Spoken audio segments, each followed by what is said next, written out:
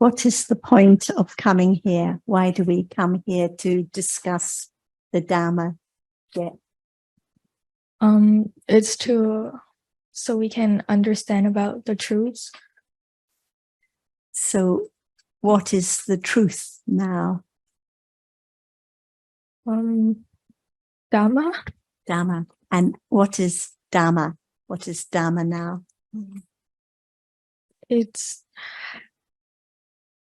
the truth. Because we say we're studying life now, studying the truth now, studying the Dhamma now. We have to understand what is the truth at this moment. For example, this is a computer. Is it the truth? I'm not sure.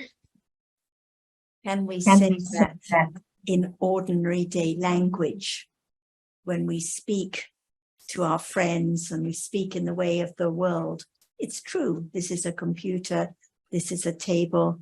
This is hung. Your mother is my. But if we talk about what is Dhamma at this moment, we can say that seeing now is a Dhamma. Thinking about the computer is a Dhamma, but the computer, the table, hung are ideas that are thought about. So the truth, the absolute truth, the deep truth about what life is now, what is Dhamma, is different from the ordinary idea of what is truth. So if we say what is Dhamma now, computer is not Dhamma because it's what is thought about. But what about seeing now? Is that a Dhamma? Yeah. And what is seen now?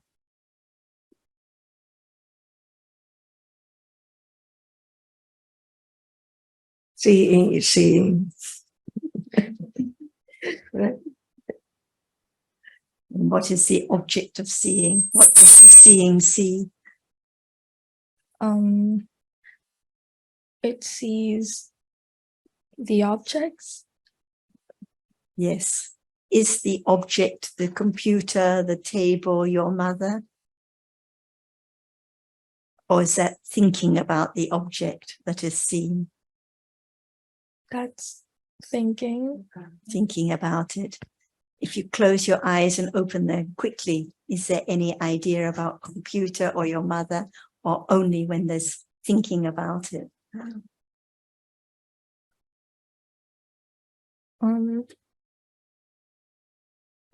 It's only there when you're thinking about it. Right.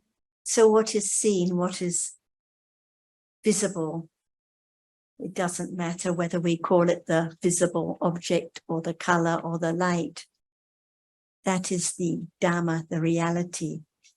But the idea about computer, table, my mother that I see is just the idea that is thought about. So we come here to learn what are the Dhammas, what is the real truth at this moment, not just our ordinary way of thinking about the truth. And when now holding the microphone, what is touched now? The microphone. That's the ordinary worldly way. That's the worldly truth, that it's a microphone. But in truth, what is touched now? An idea. Can the touching touch an idea? No. What does, at the moment of touching, you can close your eyes, at the moment of touching, what is experienced? The object. And what is the object? It's hard. It's hard, it's hard. It's hard, maybe cool, or sometimes hard. different from when they're thinking about the microphone. So we begin to learn a little more about what the Dhamma, what the reality is now. This is the truth that we talk about.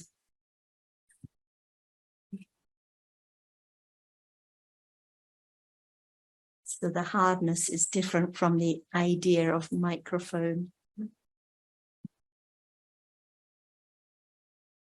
And is it I that touches the hardness? Can you touch the hardness? Yeah. It seems so. That's the conventional, usual way of thinking. Now I'm using the computer. Now I'm holding the microphone. Now I'm looking at the table. But this I, the jep that can see and touch, is it possible to experience jep? Is it possible to see jep?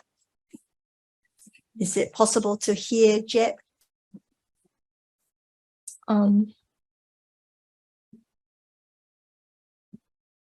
So we agreed that what is touched is hardness. And what about the touching? Is it I that touches? Or is there a reality, a truth that touches the hardness? It's the reality.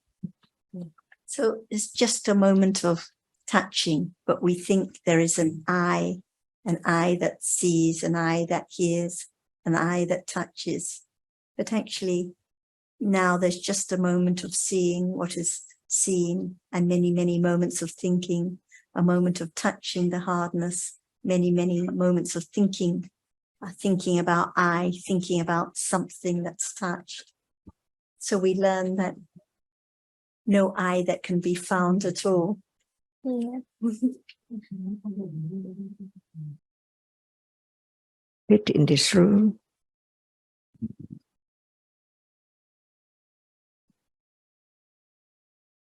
Why do we still sit in this room? To learn. To understand a little bit more, to have more confidence. That's all. That's all, as part of me.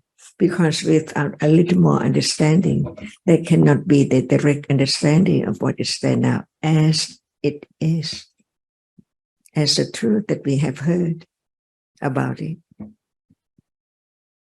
So it just understand what is there closer and closer to really realize the truth. By then, no doubt about it. No matter when and where, just to have a little more understanding, a little more confidence of the truth. And at that moment, it's time for virya, see, not go away. Just sit and listen, to have time to think about the truth of it, a little closer and closer to the truth of each one, not too many things or many things at a time, just one by one. Is why you sit here, or anyone. A little more understanding, a little more closer and closer to the truth. Where is the truth? See,